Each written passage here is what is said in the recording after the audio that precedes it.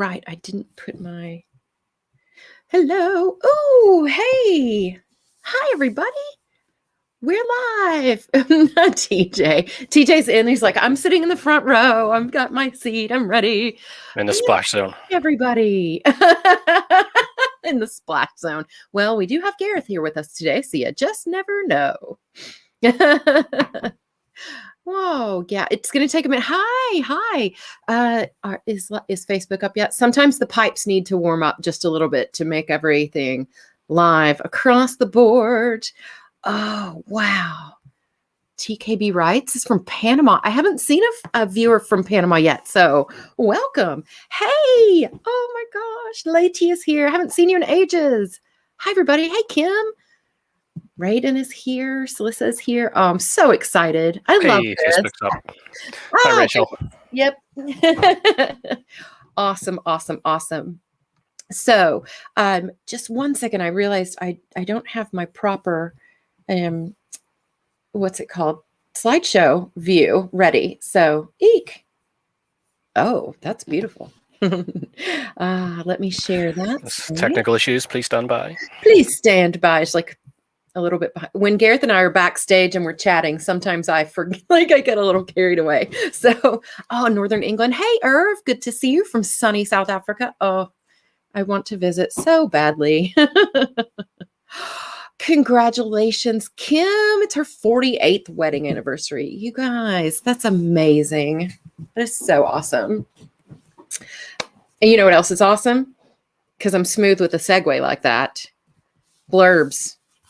And taglines and log lines, which I didn't know was a thing until recently. So I did try to take some inspiration from Wizard of Oz with the log lines and taglines and blurbs. Oh my.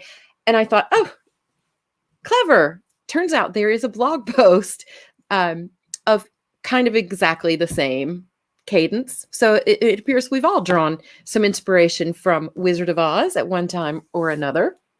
DJ says blurbs are his nemesis. Well, hopefully we can help with that. So fingers crossed. Welcome, everyone. Beth here from AutoCrit, and I have Gareth with me today as well. Hello. So we've seen this question a lot. We're always out there in our Facebook group, hearing from users through support or through just chats or some of our AutoCrit live shows. Just what on earth is the difference in a log line and a tagline? And I need help with my blurb. Oh, but wait, that's really an elevator pitch, or is it? So we're constantly kind of on the lookout for things that we can help with and we can kind of help clear up. So today we're going to talk about that whole confusion around what on earth is a log line, what's a tagline, what makes a good blurb, and kind of where do we use each of those? When are these appropriate? How does this whole thing work? So without further ado, can anybody in the chat take a guess at what a log line actually is? Now, log lines, taglines, blurbs, they're all sort of related, but there are some pretty key differences, especially around a log line and a tagline.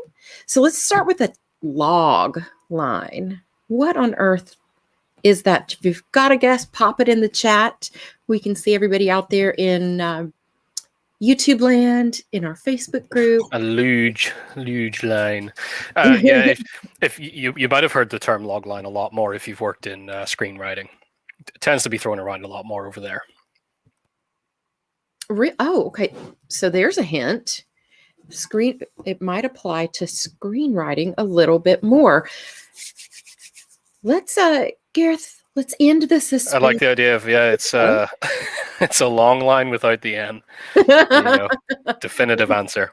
I love it. But yes, Rachel's very, very, very, very close. A log line is really very brief elevator pitch that tells the core events of your story. So what is the story about? You have to tell me in one line, basically. And you literally to do that. Yep. One sentence or one, maybe two. I don't know. I'm going to let Gareth tell us more details about. Yeah, well, I mean, these as I things. mentioned, you're more likely to have been exposed to the term if you have worked in the world of screenwriting. Just about any and all requests you'll see, if companies are looking for screenplay submissions, will ask that you include the log line. The reason for that is Louise, the hook. Really well said in the Ooh. comments there, the hook. Because what most production companies are looking for are what they call high concept stories for cinema. The same can be said a lot of just publishing in general as well. The easiest way to tell if something is, quote unquote, high concept is if it can be described and feel exciting and fresh in just one line. So I know to kind of demonstrate this, we have a few little log lines for you all to guess. Ooh. See if you can figure out what story it is. I love this. I love this. So this is an example of a log line. If you can recognize the movie, book, whatever from this log line, type it in the comments there. So what a potential producer or somebody looking to pick up a script would see if they were looking through a list of different screenplays that are available to purchase or for them to read. This is the type of thing they would be looking for. They want a description like this, and then underneath it would say the title by whoever the writer is. And if they read that and go, "Oh, that sounds interesting," I will get that. We have some great comments, and I will say someone did nail it. This one, Reservoir Dogs. Reservoir Dogs. Yes, but very great guesses with Italian Job, Ocean's 8, Ocean's insert number anywhere. Or, it could also be the Chinese film City on Fire, which Quentin Tarantino totally did not rip off at all. Oh, absolutely. For Reservoir Dogs. But yes, it's Reservoir Dogs. So let's do this is fun. Let's do another one.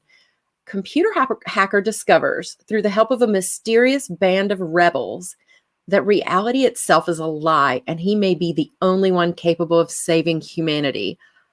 I love this. I think everyone's going to get this one because this is a great log line. Yeah. Look, all the chats are just popping out, just blowing up with The Matrix. Absolutely right. This one's from The Matrix. So the thoughts on, and Gareth, I may be spoiling something here, but are we going to talk about what is so great about these log lines? What content is in there that's really good? It simply is the core context of what the story is about. Think of it on the most basic level of that question. What is it about? And you have to strip it right the way down. A lot of these log lines, I don't need to know character names. I don't need to know relationships. I don't need any more of that other detail. It's just this is the very core concept of the story that's going to get me. And if your story can boil down to something that simple and feel exciting, you've got a great log line. Yeah. I especially like this one. They've added in the word mysterious, which gives it another layer about the rebels, but it's still very succinct and very clear. I love this one. Great example. One more. A smart talking lawyer finds himself unable to lie for 24 hours after a birthday wish from his disappointed son has magical consequences. I know there's a definite keyword giveaway in there, which plays right to the title. This one is, of course, Liar, Liar. And you can see, looking at that one, why that one works so well. You've got smart talking lawyer. Obviously, we have an idea of the character there. Unable to lie, a lawyer who can't lie for 24 hours. Oh, what chaos may ensue from this. And the source of it, a birthday wish from his disappointed son has magical consequences. So you get a notion of that, of what the tone of the movie is also going to be, or the tone of the story. It's playful, it's comedic, lighthearted. There it is. But it all comes together in just this sentence. Absolutely. So a really, really good one. And again, these are log lines. They give you the whole thing, the hook, well, almost the whole thing. Let's talk now a little bit about taglines. So those are slightly different. They're pithier. They're hookier, but not about the hook of your story. It's a marketing thing, for sure. It's like a little promotional slogan that goes along with the story. These are very short. These are like max 10 words. One line, short statement, encapsulates something, encapsulates the tone and some of the content, but it's really in conjunction with the cover art and the title. It's giving you that short, just a crumb, just a taste of promotions, right? But you're making that promise to the audience with it as well. And it'll play in all those elements together, title, cover art, tagline, can really give your readers an expectation. So let's take a look at a few examples of those. Let me get my mouse back over there. Oh, we got another log line. Oh, is this another? Oh, did I miss one? I did. Which one's this? Spoiler. Yeah. Okay. Is Daniel on? Because if anyone's been to, some of our AutoCrit Live shows, this movie is such a great example of so many writer techniques. This is no exception. So this is Jurassic Park. Sorry, I should have put a little divider slide in there. But now we're ready to talk taglines. And here is an example of a tagline. This one is obviously space related. But if you think about this book or movie, thinking about the title, thinking about this as the tagline, you can just kind of see a movie poster with this, can't you? You're exactly right out there. This one is Alien. And it doesn't give a whole lot of information about the storyline, but it's super effective. This next one gives a little bit more of a feeling of foreshadowing. So I'm just picturing the book cover on this one, and I'm super thrilled. This one does a little bit more with the photo that is now on the modern book cover, or was in the old book cover. Yeah, it's strange as well, because some of these you might see it and then it just kind of half recognize it, because they do change with different reprints of books and things, and especially if the author, like this author, becomes incredibly big in the industry, then they just stop using taglines. It just says the next book from X. It's true. So on the original release of Pet Sematary, you might have seen "Sometimes Dead is Better," and now you would just be like, look, here's Stephen King. You know exactly what to expect because Stephen King is so prolific and popular. But love this tagline. Let's do one that talks a little bit more about the story itself. To me, this gives a little more information. Winning will make you famous. Losing means certain death. It could apply to a lot of things, but it certainly is very relevant to... Anybody have a guess on this book or movie? Oh, TJ. Oh, rate it. Yes. So no big surprise here. This is The Hunger Games. And truly, this is The Hunger Games. Tagline, spot on. Very hooky, very marketing. Love it. Oh, could also apply to Gladiator. Nice one. And sometimes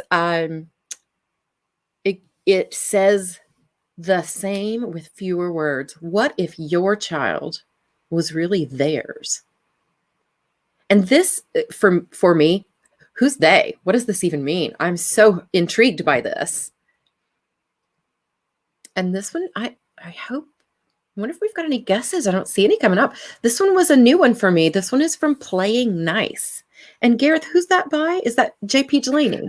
J.P. Delaney, yeah. It's a book I came across. I was just looking at taglines, and I thought that was really interesting. Just seeing that cover with that tagline in the middle, I thought, that's a thriller I'd like to read. Mm-hmm. It is very intriguing, TJ. You nailed it. Yeah. I would very much like to read that based on this tagline. So they take a little bit of a different approach, but very, very short, something that you will remember. And going back to the Pet Sematary example, the "Sometimes Dead is Better," that's actually a line of dialogue from the book itself. And it fits so perfectly as a tagline. It encapsulates that whole tone of just dread and part of overarching thematic statement of that work. So thinking about what's already in your book that may make a great tagline could be an approach to help you identify a great tagline. That example is 4 words long, but it really anchors you in. This is horrific. There's dread. There are things that used to be alive and now they're dead, and that's a huge dichotomy. So, yeah, a great thing to do like that is in your own stories. Just look through and see if you can find these little moments where something is written, or a piece of character dialogue, or something that kind of stands out or seems it ties into the theme of the story. It's something important to the story. So people that see it on the cover are kind of just intrigued because it doesn't really make sense outside of context there, but it still is a tonal representation, like Sometimes Dead is Better is perfect tonal representation of Pet Sematary. But once they actually get to that point in the book where Judd says to Lewis Creed, Sometimes Dead is Better, leave it alone, you're just like, oh, it all comes together now. And that absolutely, that could be an iconic tagline for your work. So thinking through that just could be, it's foreshadowing enough, it's revealing enough, but not too much. A terrific option for your tagline. So, I would say as well, before we get the next one, yeah, if you can't find something like that, let's just say it's just not working. You're looking through and nothing's really making too much sense to be on the cover like that. Look at this one from Playing Nice as well. You can strip right back to, potentially writing yourself a log line and then thinking about what is the core of this story. Mm-hmm. And especially, it works just especially well in thriller and horror genres where the stories begin with a real what if question. It's what if this happened, and then all this other crazy stuff ensued. So you can boil it right back down to that as well, and maybe just ask a question like this: what if your child was really theirs? There's so much in that that's so open to possibilities. That's why you see that cover and go, oh, I'm going to read the back and find out more about what it's about, which is where we get onto blurbs. Yeah, speaking of the back, and let's move there. Let's go there. The blurb is your blurb. Yeah, the back. So if you think of everything so far as the smaller elements that they are, the blurb on the back is your big, promotional summary for the story, a short description of it. As I said, it'll be on the back cover.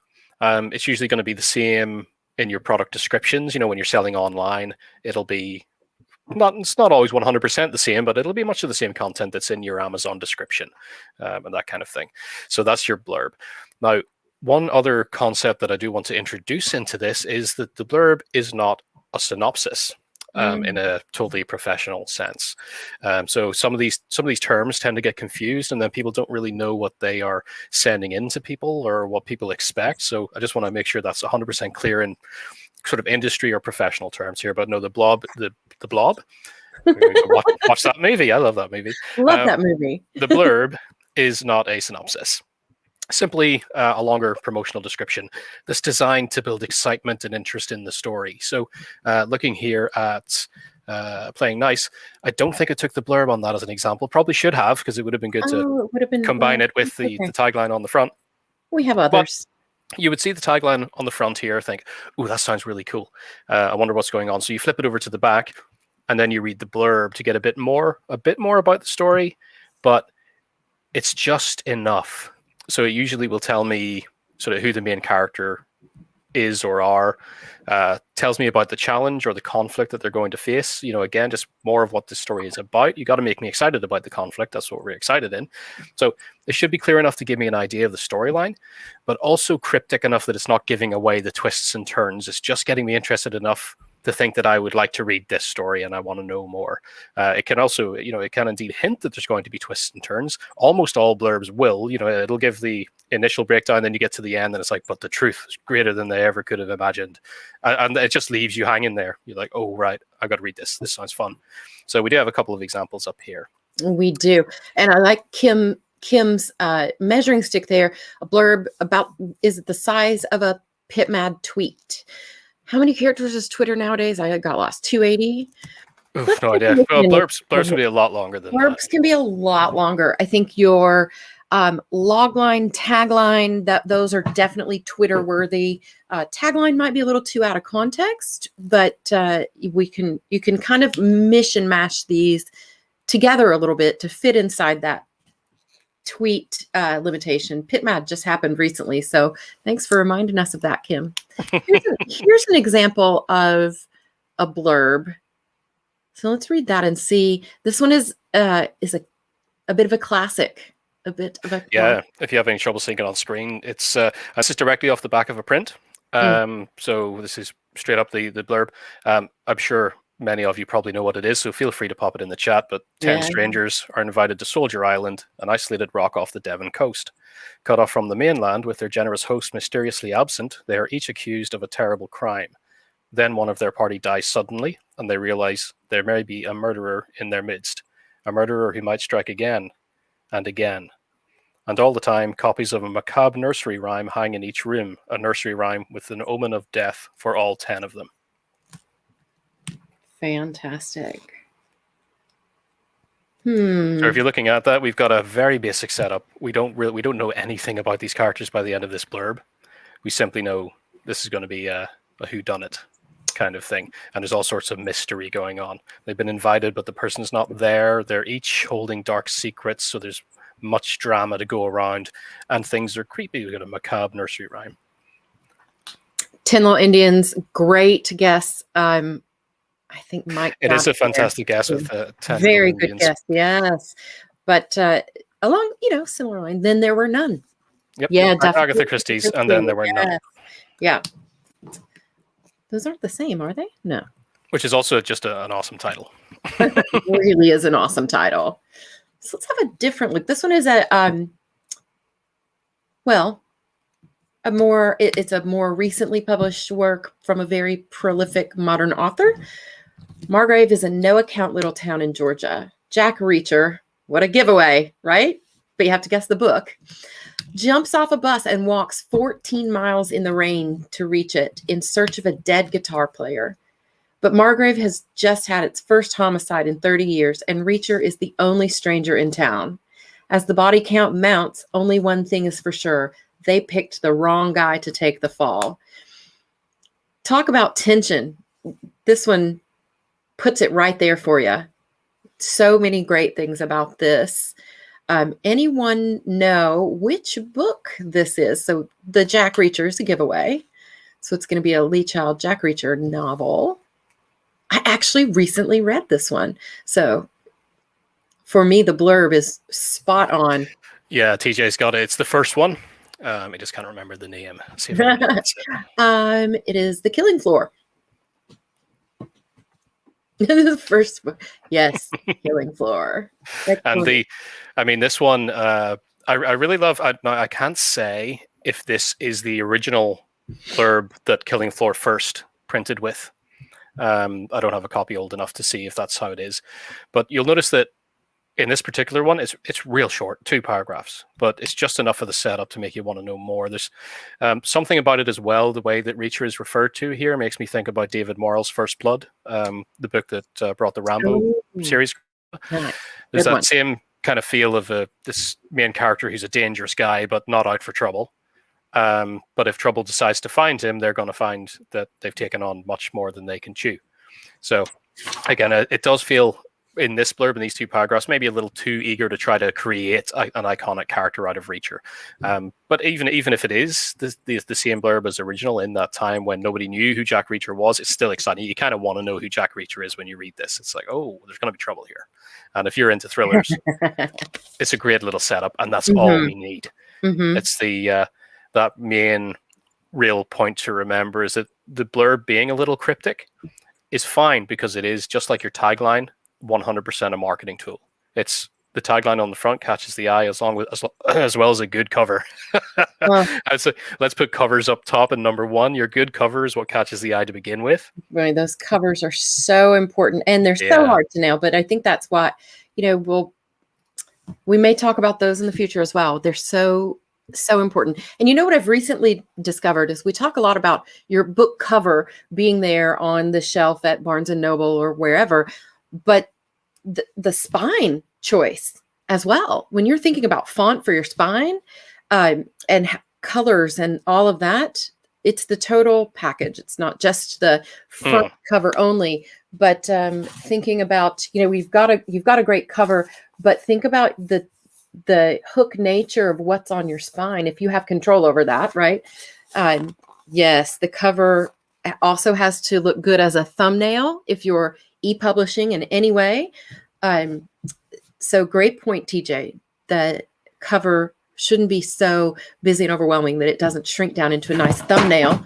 For Amazon in particular, great example. Yeah, it's all mega important. And you can also work around that. I think I've spoken about it before in live streams. If one thing that's good to do, even if you don't think of yourself as a big old name, is make your name. Give yourself a big old name on the front. And that's coming up with, like, if you look at some of these really, really famous authors, Thomas Harris, all of his books have the same font for his name. Stephen King is written like you think the name in your mind. You see how Stephen King is written on the front of his books. Start giving yourself that kind of thing anyway. Even if it's your first book, come up with something that's bold, that's visible, that has an added little slant to your name. Maybe some of the letters have like a little sickle shape or something, depending on what kind of thing you're trying to give across about the books and about your writing. Set yourself up to be iconic in that manner, and it will jump off the page. Well, jump off the page, jump off the screen, jump off the cover, especially in the likes of a little thumbnail. You can make it pop, and use the same on the spine as well. Great idea. So fun. That thing. To get back on track, did you? That was a nice sidebar. Oh, you're trying to say? yeah, I was just going to say, but back to this, yes. But yeah, so cover stuff, number one, is what's going to pop and catch the eye. Number two is going to be a combination of your title and your tagline. Of course, so if you're using a tagline, then I see that. I think, again, it's like something like playing nice. I literally just saw that today and thought, wow, that's really, really great little tagline. Really? So I then will flip over to the back, read the blurb. The blurb starts to explore a little more of the story for me, but again, it's not giving it all away, because at the end of the day, you still want me to buy and read the book. So the blurb is just giving me just enough to get interested and think, okay, I'm going to hand over my money for this and enjoy the ride. So that's where your blurb works. And that brings me into the thing of why blurbs are not a synopsis, or blurbs are not synopses. It's 100% marketing tool on the back there. However, if you have, let's say, submitted your logline to someone who's asked for some, I'd like to see some loglines in case we're ready to pick up 3 more manuscripts or screenplays, and we want to see some loglines. So you post your logline to them. They say, oh yeah, that sounds great. Send me a synopsis. It does not mean in a professional sense, I want you to send me a blurb. A synopsis is the entire story condensed into just a few paragraphs, or as small as you can. A much longer version of that would be referred to as a treatment. But if somebody wants a synopsis, it's 1 page describing everything that happens. So you pick out the key scenes and events from the story, tell them to me, and this includes all the major twists and turns and the ending. You're literally just laying out everything that happens in that story. And tell me about, tell me at that point a bit more about the characters. What are they dealing with? What's the problem they're overcoming? You don't have to get into every single subplot, but the synopsis in a professional sense is everything that happens there. So really, the blurb, I think as we said there, tagline and blurb are to hook. The way to think about these things is they're there to hook potential end customers, a reader who's looking to pick up a product and read it and enjoy it. So they're little marketing tools. A synopsis is so others in the industry, especially potential publishers, can actually see the content without having to sit down and actually read the book or the screenplay beginning to end. It helps them understand if they're likely to be interested enough in publishing or producing, or if it's an agent, representing the work, that it actually makes sense for them in that initial communication with you to block out time for either themselves or their reading staff to actually read the manuscript. They have to work their way down that chain of interest to get to okay, now I'm going to sit down for 2 hours and actually read all of this. So that differentiation can be a little confusing when you're first getting into it, because there's a lot of publications out there, when you're looking at them all casually, that publish reviews, and they will label something as a synopsis when it isn't really. What they post is kind of closer to a blurb or a log line, because they don't want to spoil anything. I think a a key exception to that I've always found is a magazine called Sight and Sound, which is, I don't know if that's available in the US, but it's in the UK. And for their reviews, they always printed an actual professional synopsis that included the ending. So if you look at the word synopsis or what a synopsis is from a true industry definition, yes, it's spoiler time. It's It is everything. spoiler time. And we get that question a lot as well. Do I give everything away? Yeah. Yes. If an author or if a publisher or editor or agent is asking for your synopsis, that's a terrific sign. But B, that is time to go ahead and reveal the big twist, reveal the ending. Yeah, if you think of it on from a professional point of view, in the sense of, like I said, it may take me or my readers, the staff that I pay to read things for me, hours of time and money that comes attached to that, to fully read a manuscript or a screenplay and decide if we might want to follow up on it, then I do not want to do that with unknown quantities. So if you give me a synopsis first and it tells me what everything that happens in the story, I can decide at that point if I'm interested in the story. And of course, does the ending work? I have to see the ending, understand what happens, the big twists. Is the big twist just moronic to begin with? So I'll read that in a synopsis and pass on it. I don't want to get angry about having spent 2.5 hours to get to the point of the moronic twist that I really, really hate. So that's not going to happen. So yes, professionally, you got to give me the synopsis, and then I'll say, oh yeah, that sounds great. I love your ideas. I'd like to read the actual thing. And then I can decide on whether the writing works. Or are we invested enough in the story that you've given to me that we can help you make the writing work better, and then we move further into the process. So yes. If you're asked for a synopsis in a professional sense, it's everything. You reveal it all. Give it away. Yeah. And again, it's just because of that. It's not like I've asked you for the detail of the product. I want to know all the detail of the product. I don't need you giving me another little pitch, which is, ending with, but then they find that the secrets were more damning than they ever could have thought. It's like, I don't need that. I need to know what the secrets are, because I hope to print and sell this thing and do good business with you. And that truly is, for me, a great rule of thumb to identify the blurb from the synopsis. The synopsis is going to be quite long, right? But it really doesn't necessarily, it's not intended to drive mystery or build tension the way a blurb will. Is that accurate, Gareth? Yes. Yep. The blurb is where you're trying to hook, because again, that's for your end users. That's for the reader in the bookstore who takes it off a shelf and has no idea of all the work that's gone into it beforehand, or no appreciation of all the hours and blood, sweat, and tears that has gone into putting that on the shelf. That kind of mystery is for them on the blurb to make them want to read it. But it's not what you send to a publisher or a producer if they have asked to see a synopsis. And that's the synopsis, as Mary points out, that's what she's working on right now. And it is 1 to 3 pages. So thinking about the length, definitely longer in the synopsis, and includes the ending, gives away that twist. You mentioned in there, a hook, and we talked about it a little bit earlier, and that's such a broad term. Kim has a great question in the chat. Is a hook the same as the log line, or is it the same as the blurb, or is it a component of each of those? Can you add a little bit here? Works in where you can. A hook, most of the time for me, will fit perfectly in a tagline. Something like the book we mentioned there with what if your child was theirs? That's a hook. What if the apocalypse happened tomorrow? Again, that's a hook. That's the kind of thing. And they work really well for going into taglines. However, you will also come across, it's really just a matter or an issue of layout, where the front won't really have a tagline. Maybe that's reserved for the author's name, or, the next Jack Reacher extravaganza. It just says something like that instead, because we already know what that is. But then we do have a tagline formed from the hook on the back, which is the first thing that's said before the blurb. Like Lynn says in the comments there, a hook is the first part of the blurb. You will very often see that. So this statement here, what if your child was really theirs? Depending on I guess just visual decisions or things to do, that could be the first thing you see on the back when you turn that over, all written in bigger letters in caps. That's the hook thrown at you right away, and then you're like, ooh, and then you read the blurb to give you more info.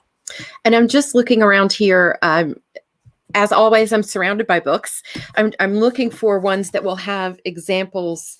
So this was our trophy anthology from our first ever short story contest last year, which may be coming back soon. So watch your email about that.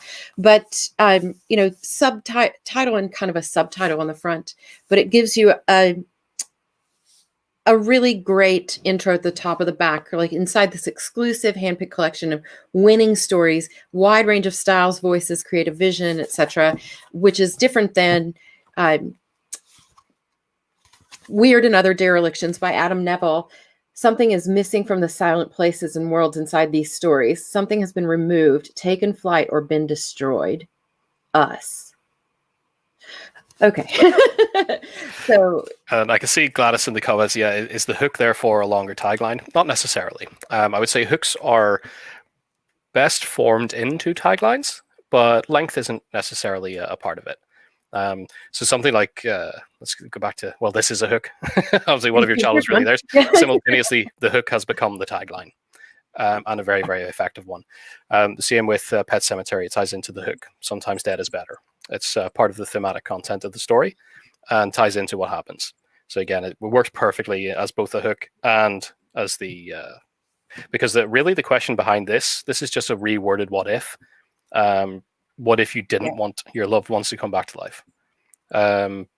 Because this answers that question. Sometimes dead is better. It's the answer to the hook. So that's a really, really great one. And I mean, we had Alien, or In Space No One Can Hear You Scream. And then there's also the famous tagline for Aliens, which simply says, this time it's war. ooh. And it's like, well, okay, this time it's an action movie.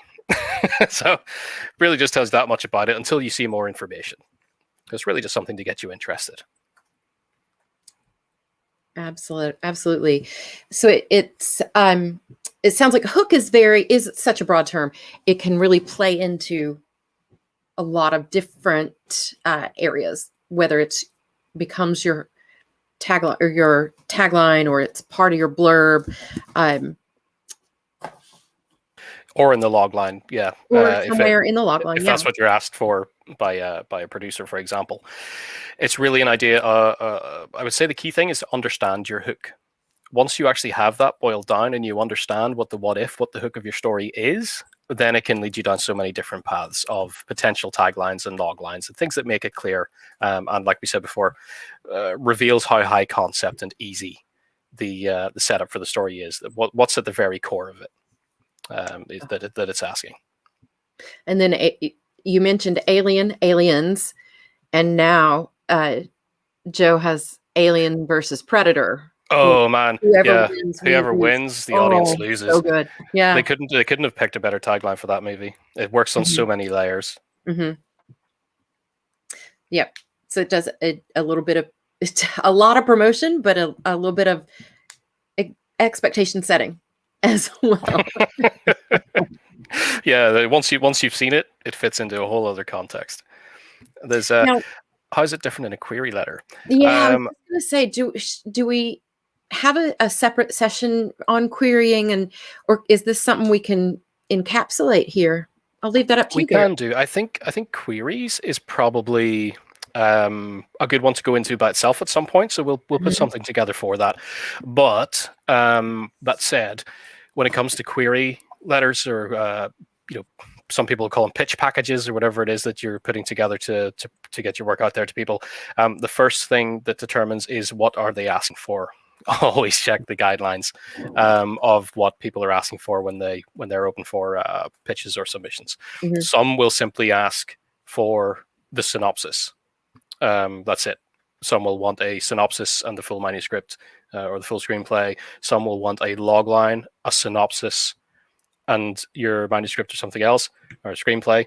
Some will want a logline. The screenplays especially will want a logline and a treatment, which is full breakdown of everything, including full character detail and whatnot, that reveals the whole story. That's like a much deeper version of a synopsis. And the screenplay. or they'll just want the first two and say, "Don't dare send your screenplay to me until I've said whether or not the treatment made me interested." So it's really based on what people want. And it truly is about, when you're submitting something, following those submission guidelines. That is just the easiest way to never get past the mailbox with it, is not following those guidelines. So just have a look at them. But if you're querying cold, is that a thing, Gareth? Or I feel like it's more akin to cold calling. So you present your kind of pitch package, and then I think what you put in there is a little more flexible, because they're not guidelines. You're cold querying. To me, it feels more like synopsis territory, maybe first chapter territory. But then they'll come back and ask for more if they're interested. What are your thoughts on that, Gareth? Yeah, there's usually, if you're going to do that, takes a bit of gumption. It can work positively and negatively. After all, people are people, whether or not they're behind the desk at a publishing house or a production company. They're still people, and some have just nasty attitudes, and some are open to other stuff. So if you do cold submits, it's usually a better idea to include a groveling little message at the beginning, apologizing for doing so, and leave out the whole, a lot of some things I've seen of that nature have been a little about me, and then more written under that subheading than anything else. And no, don't do that. It's like, I've written 25 books and this, and I do this and this. We're not really interested. It's what is the story that you're trying to sell to me. So by all means, a couple of lines about yourself. Again, people are humans, like to connect with humans. You sound like an interesting person, then that would be a little bit of a bonus. But yes, I would say in any cold, it's probably show a bit of contrition. No, it's unlikely that you're doing me a favor by showing up cold in my inbox with the keys to the next world-changing literary masterpiece. But I think those kind of approaches that don't come with an element of contrition or at least basic politeness will get rejected very quickly. So a little bit of I'm sorry just for dropping in, but I thought this would be an amazing fit. Give me a reason why it's an amazing fit for my market. You want to make it me think that this is going to make an easy sell for me. I'm going to make easy money off of this by forging ahead with it, because it so fits to the people to whom I cater. So you say, I think this would fit. I realize that now's not the time for submissions, but I wanted to bring this to your attention because I really think it's a perfect fit for you and your audience. And I won't be so presumptuous as to drop the whole thing on you, but I've attached the first chapter. If that seems interesting, please get back to me. As simple as that. And even if you've been polite and everything, you might still get a snotty answer, because it's like, we're not open for submissions. You should have known that, etc. Yeah. Well, I mean, middle finger type stuff, verbal middle finger, but it feels like cold calling, telemarketing a little bit. Because but sometimes you get asking, so sometimes you get the bite. They'll be like, you never know. Thanks.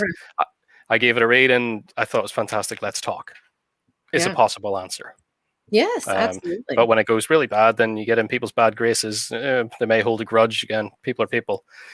Yeah. So you just kind of make that decision for yourself. But I would say in the approach at all times, it's if you're going to take that and try cold contact, get in touch to pitch things, is don't just turn up there like you own the place, because that's very, very quickly going to get you knocked back a peg or two. Good advice. Good advice. And I mean, who needs that in their life? Well, it also is. It's like I'd rather have somebody who's just written a really cool story and has taken, in my initial impressions, has written a super cool story that they believe in, has taken the time to understand my company and the people to whom we cater, and thinks I would love to work with you. Those are things that catch my attention as somebody that I may want to speak with. It's a positive thing, rather than, I've literally just had my door kicked down by someone's ego and now they're shouting at me. It's like, no, I'm not going to deal with that. And I don't want to deal with that for the next 6 months. If we choose to work together on developing something or getting something done, it's not a room I want to be in. Absolutely. So, I mean, this conversation came up in the last line editing lab that we ran as well, and I was like, let's back all the way up. And first, you want to do your research online and in paper, and look at books that are in your genre and in your sweet spot, and see who published them. Then do your research and just know who you are approaching. Especially if they're not open for submission, it's just so risky. But research, target, get to know them, show that you've done that work as well. So I'm just taking some notes here, Gareth. We've always got a lot of questions about this kind of stuff, so I think we should do what you said and do a special deep dive live on kind of just this thing. What do you think? Yeah, we'll get it arranged. Absolutely. And I think for each of these things that we've covered today, so for example, log lines, taglines, blurbs, synopses, practice them. Mm-hmm. It really comes with practice, and they are not easy to come up with. No matter, it's like the shorter they get, the harder. It really is, because then you don't have the time or the space to sit there and come up with it. Which is why a lot of the times with taglines, the taglines are developed by marketing agents. They sit there all day, stare at walls, and come up with these pithy little things that all of a sudden make sense after 2 weeks of nothing making sense. The log line you'll often have to come up with yourself, but the easiest way is just boiling it down as much as you can to that what if, the real core details. So strip away much of the characters and the subplots and all the things that are going on there. Like Liar Liar, in the log line for that movie, the entirety of Jim Carrey's character is a smart talking lawyer. That's it. And then we have the information put on the end of that it's his son has made a wish, and that's the point of it. So we don't need to really talk. It's one sentence. We don't need a lot of stuff in there about their relationship, and this is the 20th time I was going to say forgotten his birthday, but that would be I think the kid's like doesn't say 10 or something. So we don't really know, but we get enough. We don't need to know all that detail. So it's really just boil it down to what's the core concept. And again, high concept is something that can be delivered, understood, and feel exciting in that one kind of sentence. It's practice, especially with the blurbs as well. So for blurbs, you could probably synopsis it out to begin with, explore everything, and then just start stripping that back. So you start taking out the detail of the twists and the turns. You first of all take out the ending because you don't want to just give that away on your blurb. Yeah. So cut off that end section, but then you can give me a bit more of the details. For example, here we see it's containing a lot of mystery. There's lots of questions that are coming up in the background. You're telling me just enough to start making me ask question after question. And that's what makes me want to read it. Yep. So the blurb, a little bit more about the context. Do not give away the ending. And I'm just looking through the chat because one of the questions was, can you kind of tell what's in a good blurb? Not the ending. The blurb does not have the ending. Not really. It's difficult.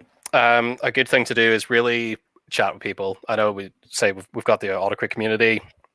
Also on Facebook, if you have multiple versions of blurb, share it around people that kind of read that stuff. Again, yes, yeah. Make sure it's somebody that reads that stuff.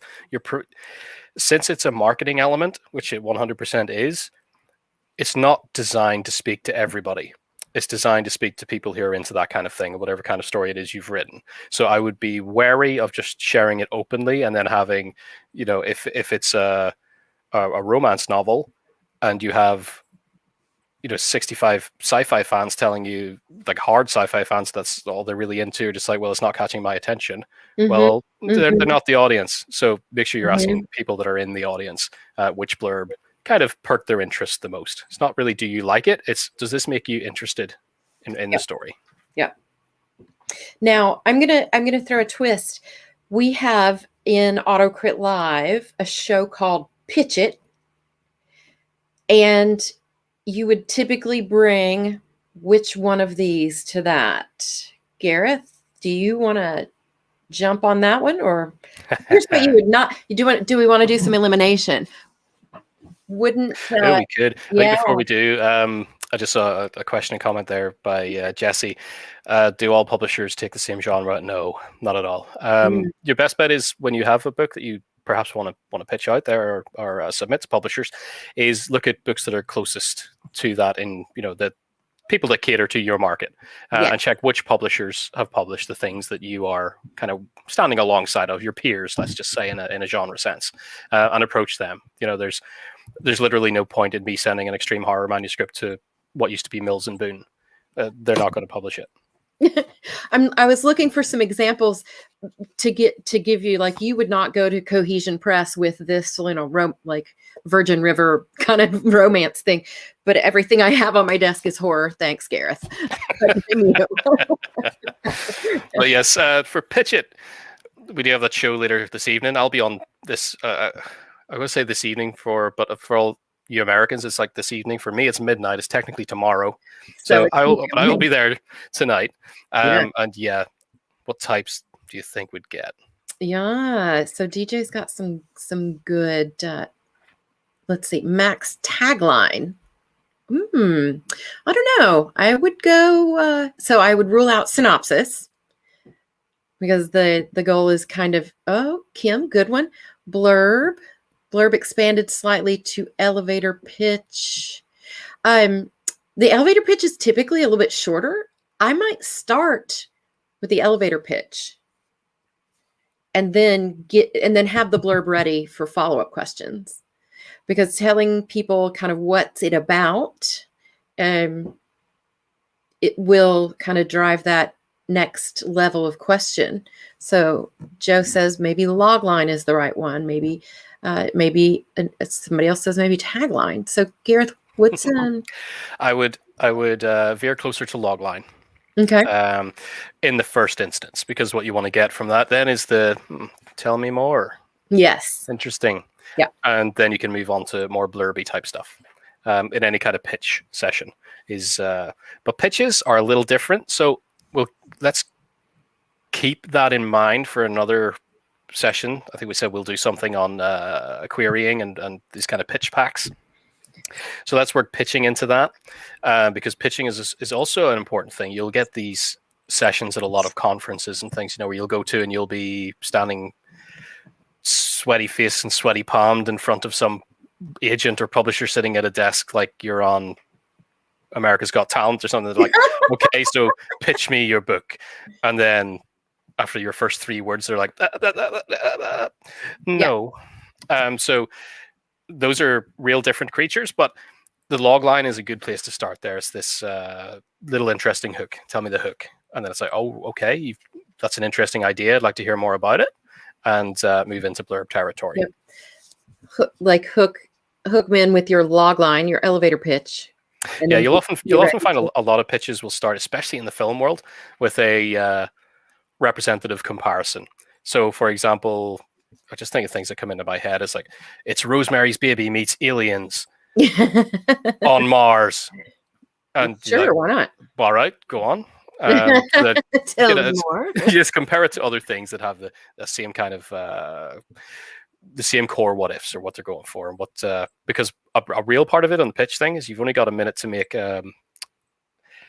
give me an impression of the tone and an idea of the content that I'm going to be dealing with. Is it PG-13? Is it hard R kind of stuff that you're talking to me about? And again, the tonality. Is it a comedy? Is it for kids, or is it hardcore horror? Is it just adventurous, sci-fi adventure? And it's an easy way to make those combinations is to refer to things that have been done before. Star Wars meets what would be an interesting combo? I guess like Star Wars meets Jurassic Park or something. I don't know how that would come together. Yeah. Yes. Jurassic Park meets Pet Sematary. There's one. T-Rex X-Wing fighters. Yeah, they can't drive them. The T-Rex arms are too short. Oh no. I think I just wanted to pull this slide back up because Joe mentions, like, I think a tagline is too short. When we're talking about the show tonight, Pitch It. If someone only came to pitch it with sometimes dead is better, imagine you're on that elevator with, the publisher of your dreams, and you just turn to them and say, sometimes dead is better. You're right. I would think Although you have something under your coat that I really don't want to see. it might be hilarious, and it might make for a great story later. But you're right. The tagline in and of itself, in absence of things like cover and blurb and font and look and feel, like it's a little too little, right? They would definitely call for security. Yeah. Like, So tell me about your story. yeah, Sometimes sometimes dead is better. Like, Oh, okay, elevator, yeah. fasten please. Security, like whispering into their sleeve. Absolutely. So think back to that. The tagline is truly for marketing, like a promotional slogan. So you're ready to hit the streets with your book. This is pure marketing, right? Start with that logline elevator pitch. Be ready with that blurb. Follow up with it when they ask more questions, because based on your logline, they will, because it's going to be amazing. Yeah, Exactly right. Yeah, logline Strawman. Yep. Joseph has a bang on there in the comments. Mm-hmm, The tagline is a bit too short. And again, the tagline is just a promotional thing. When you're in a pitching session, you remember you're in a professional environment. They're not the people for whom a tagline is the right audience. Yeah, It might be going to make it might be felt as a pitch, but you're not really there to market to me like you would market to an end user. Mm-hmm. This is a potential business relationship between the pair of us, and we're both on equal footing.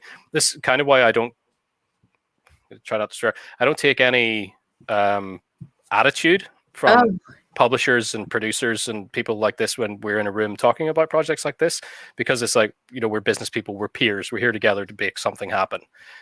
Don't dare give me any of that looking down attitude. It's something I really cannot stand. But you also have to understand that from their perspective is when you come into that room and you then start throwing all these pithy little tagline things that don't really tell me anything or freak me out by saying something like sometimes dead is better. It's like, did I turn you down for a book before and you're about to pull out a knife or something? It's going to freak me out. So it's kind of, don't do that. The tagline is not really the place. And as you say, Joseph, it is a conversation. It doesn't have to, if I say pitch me, it doesn't mean I'm only going to give you 10 seconds to tell me something and then I'm going to tell you yes or no. It is a developing conversation. So catch me in the beginning with the hook, make me think, oh, yep, cool idea.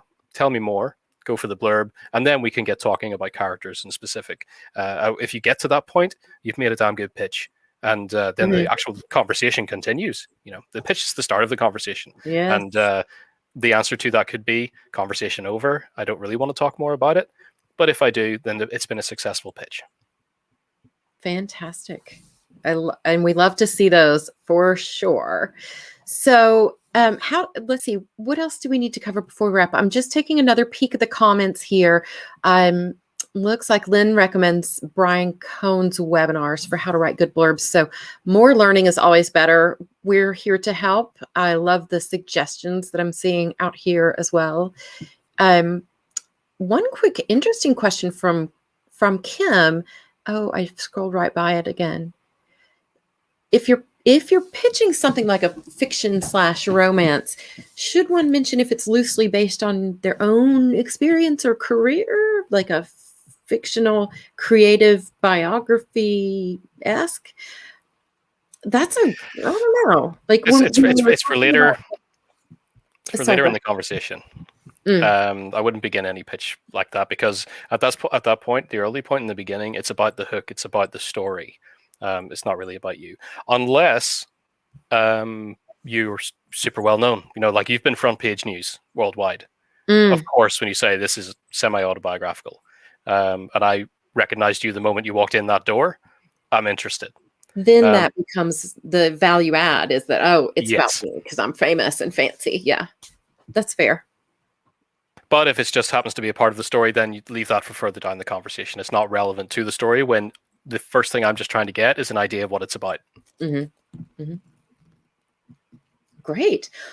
Wow. Well, we have covered a lot today. Thanks for bearing with us, and thanks for all the great questions. I know we took a few sidebars based on those questions, so I appreciate everybody hanging in there with us. But Indeed. The conversation has been amazing, and look for more information on these topics. Come in soon. I can definitely tell there's a lot that we can help you with. So yeah, we will. We will swing around more with more pitchy and query type stuff. I know all of these things are really, the first step to getting it done is just understanding what they are, like we have on the screen here, and the different utility that they have, and for whom. Again, is it end user marketing or not? And it's the type of thing we're looking into because they are really hard. We're trying to work it into the AutoCrit side of things as well. So if anybody, if you're watching or listening later, and it's the type of thing that you could do with help with, let us know, because if we can set up on a professional side within AutoCrit to help with these things, then certainly we will. Yes, absolutely. We'd love that. And I think you can just reach out to me if you're interested in getting some specific AutoCrit help on your blurb, synopsis, long log line.